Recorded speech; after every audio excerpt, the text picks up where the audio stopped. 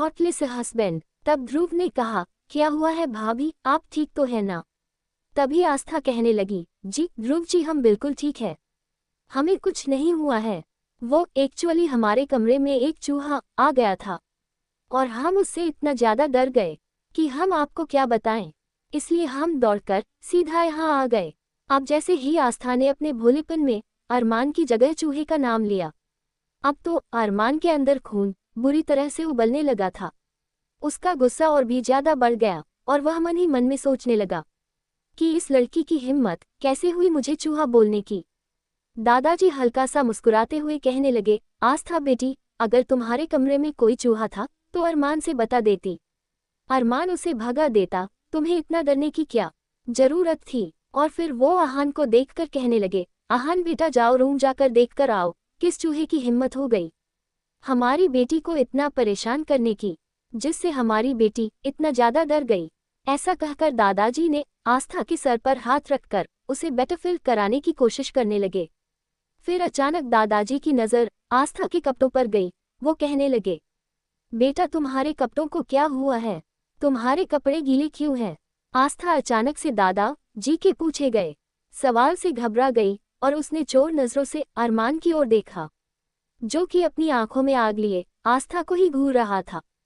फिर आस्था ने जल्दी से कहा, दादाजी वो जब हम बाथरूम में थे हमें पता ही नहीं चला कि कैसे गलती से अचानक से हमारा हाथ शॉवर के ऊपर चल गया और उससे हमारे सारे कपड़े भीग गए। हम बस चेंज करने ही जा रहे थे, लेकिन तभी अरमान जी ने बताया कि आप आ गए हैं, तो इसलिए हम सबसे पहले आपसे मिलने के लिए आ गए। अब जैसे ही आस्था ने बड़े ही चालाकी से ये कहा, तब तो अरमान की तो आंखें और भी ज्यादा हैरानी से फैल गई और वो मन ही मन कहने लगा, कितनी सफाई से ये लड़की झूठ बोलती है, कितनी बड़ी जालसाज और धोखेबाज है ये लड़की। ये सोचते हुए अरमान को आस्था से और भी ज्यादा नफरत होने लगी।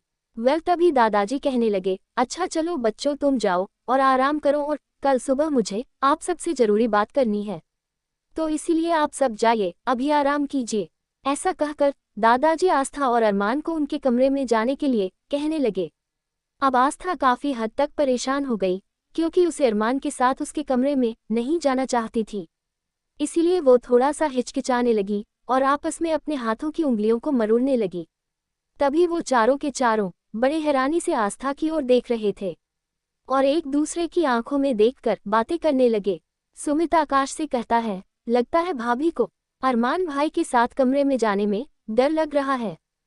फिर आकाश कहने लगा, भाई क्यों नहीं डर लगेगा, भाभी तो फिर भी आज ही आई है, हम तो कई सालों से अरमान भाई को देखते आए हैं, आज तक हमारी हिम्मत नहीं होती उनके कमरे में जाने की, फिर भी बेचारी मासूम सी इनोसेंट सी भाभी को भला इनसे डर तो लगेगा ही।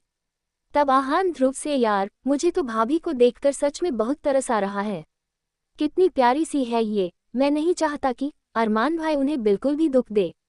तभी ध्रुव कहने लगा था, जो इस वक्त तेरे मन में बात है उन्हें अपने मन में ही रख। वो देख, अभी थोड़ी देर पहले आकाश सुमित ने भाभी की मदद करने की कोशिश की थी और बदले में उन्हें अरमान भाई की आंखों से निकलती हुई आग का सामना करना पड़ रहा है। भले ही दादाजी की वजह से अरमान ने किसी को कुछ नहीं कहा, वरना अब तक तो वो गोली चला ही देता, पता है ना तुम्हें उसके मिजाज बारे में। तभी वह चारों एकदम से खड़े होकर खुसर फुसर करने लगे। वही अरमान उन चारों को इस तरह से कनाफुसी करते हुए देखकर चौंक गया और बारी बारी से चारों को गुस्से से घूरने लगा और चारों आंखों ही आंखों में अरमान की ओर देखकर कहने लगे कि हमने क्या किया है, ये हमें क्यों इस तरह से घूर रहे हैं। उसके बाद जब दादाजी अरमान और आस्था को जाने के लिए कहने लगे थे, अब तो आस्था के पास कोई और रास्ता नहीं था, इसीलिए वो बेचारगी से बारीक बारी सबकी ओर देखते हुए अरमान के पीछे पीछे जाने लगी। अरमान आगे आगे चल रहा था, लेकिन आस्था की निगाह तो सिर्फ और सिर्फ उस वक्त कभी दादाजी पर जा रही थी तो कभी आकाश, सुमित, आहान और ध्रुव पर जा रही थी। उस वक्त उसकी आंखों में देखकर ऐसा लग रहा था मानो कि वो सबसे रिक्वेस्ट कर रही हो कि मुझे बचा लो, मुझे इस मॉन्स्टर के साथ अकेले मत भेजो। आस्था धीरे धीरे कदम आगे बढ़ा रही थी, लेकिन देख पीछे रही थी। इसी बीच अरमान सीढ़ियों पर चढ़ने से पहले बीच में रुक गया। वहीं आस्था, जो कि उसके ठीक पीछे पीछे थी, अचानक से वो अरमान की पीठ से टकरा गई और जोरों से जमीन पर गिर पड़ी। आस्था को ऐसा लगा मानो कि कोई बहुत बड़ी दीवार उसके सामने आकर खड़ी हो गई हो, उसमें उसका सर फूट गया हो। जब हम सोते हुए रात में चारपाई से नीचे गिर गए थे, जब भी नहीं दुखा था जितना तेज दर्द अभी हुआ। ये सब सोचते हुए आस्था अपना सर सहलाने लगी।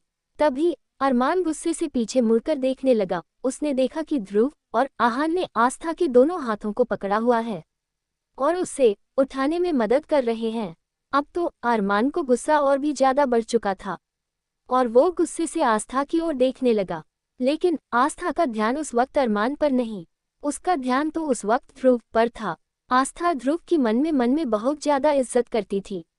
एक तरह से वो ध्रुव की काफी बड़ी फैन थी, क्योंकि ध्रुव मेडिकल लाइन का वो चेहरा था जिससे मिलने का सभी लोग सपना देखा करते थे और आस्था भी उनमें से एक थी। तभी ध्रुव ने आस्था से कहा, भाभी आप ठीक तो है ना? आस्था ने हल्की सी मुस्कुराहट से जवाब दिया, जी जी ध्रुव जी हम ठीक हैं। तभी आकाश आस्था से कहने लगा, भाभी लेकिन आप गिर कैसे गई? फिर आस्था कहने लगी, वो आकाश भैया हम तो बस ऊपर ही जा रहे थे कि लेकिन अचानक से पता नहीं यहाँ इतनी मजबूत दीवार कहाँ से आ गई कि हमारा सर बहुत जोरों से उसमें लग गया।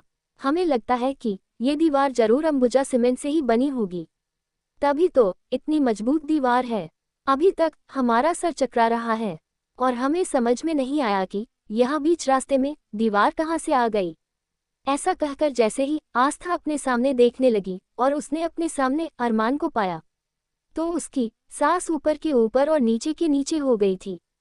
और वही वो चारों आस्था की बातों का मतलब समझते हुए जोरों से हंस पड़े, क्योंकि दरअसल में आस्था को तो ये लगा था कि वह शायद पीछे देखकर चल रही थी, इसलिए वो दीवार से टकरा गई। लेकिन उसने इस बात का ध्यान नहीं दिया कि वह दीवार से नहीं टकराई थी, बल्कि वो अरमान सिंघानिया की पीठ से टकराई थी।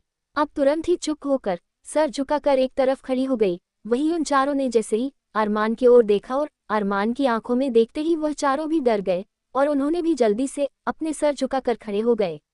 अब तक दादाजी भी वहां गए थे और कहने लगे, अरे बेटा आपको ज्यादा तो नहीं लगी ना? तब आस्था ने कह दिया, नहीं नहीं दादा जी हम बिल्कुल ठीक है।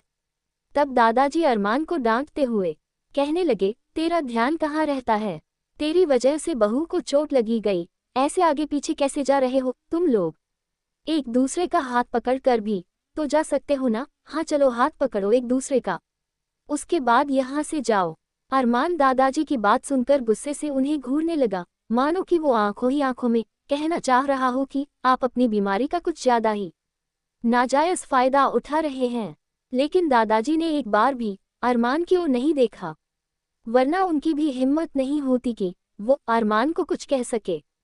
तभी दादाजी उन चारों को देखकर कहने लगे, अब तुम चारों यहाँ क्या कर रहे हो? क्या तुम लोगों को सोने नहीं जाना है? तभी आकाश और सुमित कहने लगे, दादाजी मेरी तो कल एक इम्पॉर्टेंट मीटिंग है, तो इसलिए मैं तो आज अपने विला में ही जाऊंगा। वैसे भी ज्यादा दूर नहीं है, मैं बस निकल रहा हूँ। तभी ध्रुव ने भी कह दिया कि मुझे भी जाना होगा, लेकिन हाँ हम लोग सुबह पक्का नाश्ता करने के लिए यहाँ आ जाएंगे और वैसे भी हम सब भाभी के हाथ के आलू के पराठे मिस नहीं करना चाहते हैं। तब ध्रुव आस्था की ओर देखकर पूछने लगा, भाभी कल भी क्या आलू के पराठे मिलेंगे ना? आस्था मुस्कुराते हुए कहने लगी, जी जरूर, हम जल्दी आलू के पराठे बना देंगे, आप सब लोग प्लीज टाइम से आ जाएगा। ऐसा कहकर आस्था मुस्कुरा दी। वही अब अरमान ने दादाजी की ओर देखते हुए तुरंत आस्था का हाथ कसकर पकड़ लिया। आस्था को कुछ समझ में नहीं आया, क्योंकि आस्था अभी भी ध्रुव से और बातें करना चाहती थी। लेकिन तब तक अरमान उसे लगभग घसीटता हुआ अपने साथ सीढ़ियों से ऊपर कमरे में लेकर जाने लगा और जल्दी ही कमरे में जाकर उसने कमरे को अंदर से लॉक कर दिया। और वो चारों के चारों हैरानी से मुंह खोले हुए उन दोनों को जाते हुए देखत रहे थे। दादाजी बड़े ही मोहब्बत से मुस्कुराते हुए अरमान और आस्था को जाते हुए देख रहे थे। अरमान ने आस्था का हाथ बड़े ही कसकर पकड़ रखा था, जिससे आस्था को काफी ज्यादा दर्द हो रहा था, लेकिन वह अरमान के पावरफुल ऑरा के सामने कुछ भी बोल नहीं पा रही थी। तभी आहान ने कहा, दादाजी आपने देखा भाई कितने प्यार से हमारी आंखों के सामने भाभी का हाथ पकड़कर लेकर गए हैं। मुझे ऐसा तो लग रहा है कि अब वो दिन दूर नहीं जब मुझसे छोटा कोई इस घर में आने वाला है।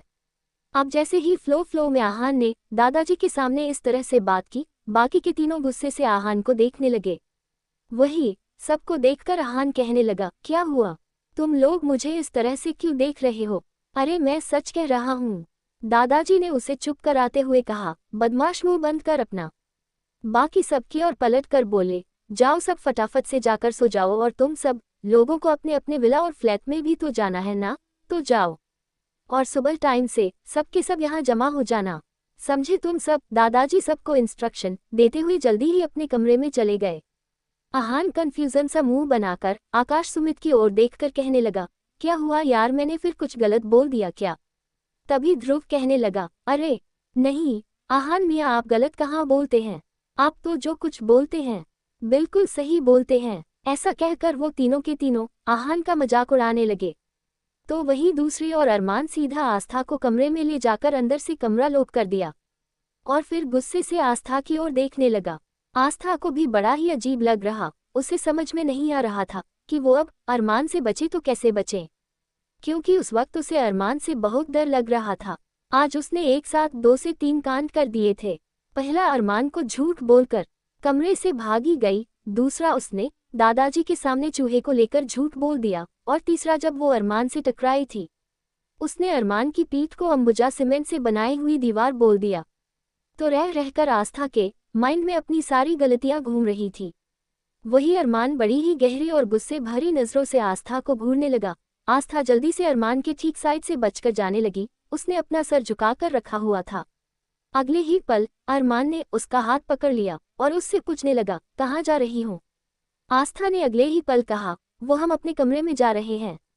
अरमान दांत पीसते हुए आस्था से बोला था, क्या तुम्हें ऊंचा सुनाई देता है?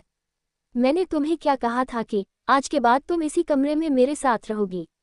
या तुम्हें मेरी बात सुनाई नहीं देती, या फिर तुम जानबूझकर मेरी बात सुनना नहीं चाहती हो? ऐसा कहकर अरमान आस्था को घूरने लगा। अगले ही पल आस्था जल्दी से बोली, लेकिन इस कमरे में तो सिर्फ एक ही बेड है और हम कहाँ रहेंगे? फिर जैसे ही आस्था बड़े ही मासूमियत से सवाल किया, अरमान ने तुरंत अपनी उंगलियों से सर पर टेप करना शुरू कर दिया। आस्था हैरान हो गई कि अचानक से इन्हें क्या हो गया है। ये हमेशा अपने हाथ उठाकर सर पर क्या करने लगते हैं? अगर इतना ही अपने सर पर कुछ करने का दिल कर रहा है तो दीवार से अपना सर क्यों नहीं फोड़ लेते? आस्था मन ही मन में ये बात सोच रही थी, लेकिन अरमान उसे खा जाने वाली नजरों से देखने लगा। तब आस्था सोचने लगी कि अब मैंने ऐसा क्या किया, ये मुझे ऐसे क्यों देख रहे हैं? फिर अरमान ने कहा, तुम्हें ऐसा क्यों लगता है कि मुझे अपना सर दीवार से फोड़ना चाहिए? अब जैसे ही अरमान ने ये कहा, आस्था का मुंह खोलकर अरमान की ओर देखने लगी और मन में सोचने लगी, कान्हा जी, क्या आपने इन्हें सुपर पावर भी दे रखी है जिससे ये लोगों के मन की बात भी पढ़ सकते हैं? अरमान आस्था की ओर देखकर उसे बताने लगा, तुम्हारी बातें पढ़ने या समझने के लिए मुझे किसी सुपर पावर की जरूरत नहीं है। अब जैसे ही एक बार और आस्था के मन की बात अरमान ने अपने मुंह से बोली, अब तो आस्था ने अपने मन में भी बात करना बंद कर दिया और बस गर्दन झुकाकर खड़ी हो गई।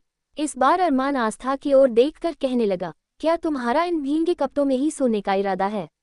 अगर तुम इन भींगे हुए कपड़ों में मेरे बेड पर सोने के बारे सोच रही हो तो मैं तुम्हें हरगिज इसकी परमिशन नहीं दूंगा। और वैसे भी दादाजी तुम्हें लेकर कुछ ज्यादा ही पॉसेसिव होते जा रहे हैं। अगर इन भींगे कपड़ों के कारण तुम्हारी तबीयत खराब हो गई और दादाजी ने मुझे तुम्हारी तबीयत को लेकर किसी तरह का कोई सवाल किया तो याद रखना, मैं तुम्हारा वो हाल करूंगा कि तुम सोच भी नहीं सकती। अरमान ने आस्था को एक बार फिर से डांटना शुरू किया। फिर आस्था सर झुका जवाब देने लगी, लेकिन हमारे पास एक्स्ट्रा कपड़े नहीं है और साड़ियाँ हमें पहनना नहीं आता। रात को हम साड़ियाँ पहनकर कंफर्टेबल होकर कैसे सो सकते हैं? अरमान ने अपने हाथ सर पर मार लिया और उसे घूरते हुए सोचने लगा, कल सबसे पहले इसके कपड़ों का कुछ इंतजाम करना होगा, वरना तो ये लड़की कपड़े ना होने का कारण दे देकर मेरा सर खाती रहेगी। अरमान अचानक से आगे बढ़ा और अपनी अलमारी में से उसने अपना एक शर्ट और साथ ही एक पेंट निकालकर आस्था के हाथों में थमा दिया। अरमान बिल्कुल भी आस्था को अपने कपड़े नहीं देना चाहता था, लेकिन फिलहाल उसके पास कोई और रास्ता नहीं था। आस्था उन कपड़ों को हैरानी से देखने लगी और बताने लगी, लेकिन अरमान जी, ये कपड़े तो आपके हैं और अगर हम इन कपड़ों में बाहर जाएंगे तो दादाजी क्या कहेंगे। एक बार फिर अरमान ने अपना हाथ अपने सर पर मार लिया और सोचने लगा, ये बेवकूफ लड़की कितनी बकवास करती है, इसे समझ में नहीं आ रहा। ये कपड़े मैं इसे पहनने के लिए दे रहा हूँ, क्या ये सच में इतनी मासूम है या बेवकूफ बनने का ड्रामा कर रही है मेरे सामने। अरमान इरिटेट होते हुए आस्था से बोला, बेवकूफ लड़की, तुम्हारा दिमाग खराब हो गया है। ये कपड़े मैंने तुम्हें बाहर पहनकर जाने के लिए नहीं दिए हैं, इसलिए चुपचाप से ये कपड़े पहनकर सो जाओ और सुबह होते ही इन्हें बदल लेना, समझी तुम। फिर अरमान ने अपनी उंगली से एक और इशारा किया और वह रहा बाथरूम का रास्ता। अगर तुम्हें बाथरूम का रास्ता समझ नहीं आ रहा तो मैं तुम्हें लेकर चलता हूँ। ऐसा कहकर जल्दी ही उसने एक बार फिर आस्था का हाथ पकड़ लिया और बाथरूम का दरवाज़ा खोलकर बेरहमी से उसे अंदर धक्का दे दिया था। अचानक धक्का लगने से आस्था अपना बैलेंस नहीं बना पाए और वो सीधा घुटनों के बल बाथरूम में जा गिरी। आस्था को घुटनों में काफ़ी चोट लग गई थी और वहां से खून निकलना शुरू हो गया, लेकिन अरमान ने इस बात की कोई परवाह नहीं की। उसने तो आस्था को बाथरूम में धक्का देकर छत से दरवाज़ा बाहर से बंद कर दिया और जैसे ही वो वापस अपने मास्टर बेडरूम में आया तब अरमान का फ़ोन रिंग करने लगा। फ़ोन देखकर अरमान के चेहरे पर कितने ही इमोशंस आ गए और अगले ही पल फ़ोन उठाकर जैसे ही उसने कान पर लगाया, उसके बाद उसने सामने वाले शख्स से केवल इतना ही कहा, आई एम कमिंग। ऐसा कहकर जल्दी ही उसने फ़ोन कट कर दिया था और रात के ठीक 11:30 बजे अरमान सीधा अपने मेंशन बाहर निकल चुका था। वहीं दूसरी ओर दादाजी के जाने के बाद आहान, सुमित, ध्रुव सभी आकाश के साथ चले गए थे। आहान ने कहा, सुबह सबके साथ ही मेंशन में आ जाएगा, वैसे भी आप तीनों के बिना मेरा भी दिल नहीं लगता है। इसीलिए वो लोग आहान को साथ लेकर कहीं और नहीं बल्कि आकाश के विला ओर चले गए थे, जो कि सिंघानिया मेंशन से केवल 1 से 2 किलोमीटर की दूरी पर ही था। वहीं अरमान खुद ड्राइव कर रहा था और अचानक से उसने गाड़ी आकाश के विला के सामने रोक दी और उसे गाड़ी रोके हुए कुछ ही मिनट हुए थे कि तभी वहां आकाश, सुमित, आहान साथ ही ध्रुव चारों के चारों खामोशी से उस गाड़ी में बैठ गए। वही अरमान अब फास्ट ड्राइव कर रहा था। अरमान की गाड़ी के पीछे 4 से 5 गाड़ियां और चल रही थी, जिनमें अरमान के गार्ड्स थे जो उसे फॉलो कर रहे थे। अरमान की गाड़ी में अजीब सी खामोशी छाई हुई थी। उन सब के बीच की हंसी मजाक चहल पहल हुआ करती थी। अब उन सब के चेहरे पूरी तरह से संजीदा गंभीर थे। सबके चेहरों पर किसी भी तरह का कोई भाव या इमोशंस दिखाई नहीं दे रहा था। उन सब के चेहरे के इमोशंस सब कुछ गायब हो गए थे। चारों केवल सपाट चेहरा लिए बाहर सुनसान सड़क को देख रहे थे और जल्दी ही अरमान सिंघानिया ने एक जगह गाड़ी रोक दी और तब अरमान ने उन चारों को देखते हुए कहा, अपने अपने फेस अच्छी तरह से कवर करो। अरमान के इतना कहते ही उन चारों ने अपने फेस को अच्छी तरह से कवर कर लिए थे और तभी अरमान ने हाथ में बंदूक लिए जल्दी ही वो सब जो एक बंद पड़ी फैक्ट्री नजर आ रही थी और वो पांचों उसके अंदर जाने लगे। इस वक्त वो लोग शहर से बाहर थोड़ी दूरी पर एक बंद पड़ी फैक्ट्री के पास थे, जिसका काम बहुत समय पहले रोक दिया गया था। अरमान ने अपने सभी गार्ड्स को बाहर ही रुकने का इशारा कर दिया था और जैसे ही वह पांचों के पांचों अंदर गए तभी उन्हें अजीब सी आवाज़ सुनाई देनी शुरू हो गई। तभी अरमान ने उन सबको अलग अलग इशारा कर दिया कि वो चारों तरफ से किस तरह से फैक्ट्री के अंदर फैल जाए, कोई भी एक साथ न रहे। अरमान के कहने के अनुसार चारों ही अलग अलग जगह पर फैल गए। वहीं अरमान को जब पूरा का पूरा यकीनन हो गया कि इस फैक्ट्री में केवल एक ही बंद दरवाज़ा है, जरूर उसी के पीछे कुछ ना कुछ जरूर गड़बड़ होंगी, तो अरमान ने बिना किसी की वार्निंग और परवाह किए जल्दी ही जोरों से एक लात उस दरवाजे पर मार दी और जैसे ही अरमान ने अंदर का नज़ारा देखा तो उसकी आंखें भी हैरानी से फैल गई, क्योंकि वहां पर कम से कम 20 से 25 लड़कियों को बंधक बनाकर रखा हुआ था। इतना ही नहीं, कुछ लड़कियों के शरीर पर केवल नाम मात्र के ही कपड़े थे। जैसे ही अरमान ने ये सब देखा उसका गुस्सा बहुत ज्यादा बढ़ गया और गुस्से से उसके हाथों की नसें तक दिखाई देने लगी। अब तक वो चारों भी अरमान के ठीक पीछे आ गए थे और अरमान का इशारा पाते ही जिन्होंने उन लड़कियों को पकड़ के रखा हुआ था उस वक्त वहां मौजूद जितने भी गुंडे थे वो चारों के चारों उन सब पर बड़ी ही बुरी तरह से टूट पड़े थे। वो चारों न केवल उन गुंडों को मार रहे थे बल्कि उन्होंने उनकी हालात इतनी ज्यादा बुरी कर दी थी कि वो गुंडे खुद उनसे अपनी मौत की भीख मांगने लगे और कहने लगे कि इस तरह से हमें टॉर्चर करने से तो अच्छा है कि आप हमारी जान ही ले लो। लेकिन वो लोग यहीं तक ही नहीं रुके थे, वही ध्रुव तो बड़े ही सहज तरीके से उन लोगों के शरीर के उसी हिस्सों पर वार कर रहा था जिसके बाद से वो लोग वापस से मूवमेंट नहीं कर सके। सब एक चेहरे एक से बढ़कर एक खतरनाक लग रहे थे। वहीं अरमान केवल खामोशी से एक जगह बैठकर ये सब देख रहा था। साथ ही साथ उसने एक लड़की को इशारा किया कि वो फटाफट से बाकी लड़कियों कपड़े वगैरह ठीक कर लें, और उसने आहान को जिम्मेदारी दी थी कि सभी लड़कियों को अच्छी तरह से यहाँ से बाहर निकाले। आहान ने एक एक करके सभी लड़की को वहां से निकालने लगा और तभी अचानक एक आदमी ने पीछे से आहान के सर पर डंडे से वार किया, लेकिन अरमान ने बीच में ही उसका हाथ पकड़ लिया था। उसके बाद उस आदमी से वो डंडा लेकर अरमान ने उस आदमी की आंखों में देखते हुए ही उस डंडे से उसी पर वार कर दिया, और उन पांचों ने केवल कुछ ही मिनटों के अंदर अंदर उनसे 20 से 25 लड़कियों को तो छुड़ा लिया था। साथ ही साथ जितने भी वहां गुंडे मावली थे उन सबको बंधक बना लिया और सबको एक जगह बांध दिया। अरमान एक राजा की तरह उन सब के सामने बैठा हुआ था। वही आदमी जिन्होंने अभी तक अरमान का चेहरा नहीं देखा था, क्योंकि अरमान ने अपने चेहरे पर एक ब्लैक कलर का मास्क पहन रखा था, लेकिन उसकी आग उगलती हुई आंखें इस बात का सबूत थी कि इस मास्क के पीछे जो चेहरा है वो कोई आम चेहरा तो बिल्कुल भी नहीं होगा। तभी उन गुंडों में से एक जो उनका हेड था वो कहने लगा, कौन हो तुम लोग? तुम जानते भी हो तुमने किसके आदमियों पर हाथ डाला है? हम सब वीर रायचंद के आदमी हैं, और अगर वीर रायचंद को इस बात के बारे में पता चला कि तुम लोगों ने उनकी गर्ल्स कंसाइनमेंट पर नजर डाली है और सारी लड़कियों को छुड़ा दिया है तो वो तुम्हें छोड़ेगा नहीं। अब जैसे ही उस आदमी ने ये कहा, अचानक अरमान का चेहरा और भी ज्यादा सख्त हो गया। वो तुरंत खड़ा होकर उस आदमी के ठीक सामने जाकर खड़ा गया, उसका कॉलर पकड़कर अपना चेहरा उसके बेहद करीब लिया और कहा, बहुत शौक है ना ये जानने की हम कौन हैं? तो अपने बॉस वीर रायचंद को जाकर कह देना उस वीर रायचंद से डेविल किंग आया था, और अगर उसमें हिम्मत है तो मुझे रोककर दिखाएं। अरमान ने जैसे ही अपना नाम डेविल किंग बताया, वो आदमी जो थोड़ी देर पहले अरमान को वीर रायचंद के नाम की धमकी दे रहा था, अब तो उसकी जान हल्कम्या गई थी और वो कांपने लगा। उसकी हालत अब और ज्यादा ही खराब होने लगी थी और अचानक से उसे अपने नीचे कुछ गीला गीला सा महसूस हुआ था। तभी वो चारों उस आदमी को देखकर मुस्कुराने लगे, क्योंकि उस आदमी ने डेविल किंग के खौफ से अपनी पेंट गीली कर दी थी। सुमित थोड़ा सा आगे बढ़ा और उस आदमी के कंधे पर हाथ रखकर कहने लगा, तुम जानते हो हम तुम्हें जिंदा क्यों छोड़ रहे हैं? ताकि डेविल किंग के खौफ का आंखों देखा हाल तुम जाकर वीर रायचंद को बता सको, और हार जाने से पहले अपने साथियों का अंजाम जरूर देखकर जाना।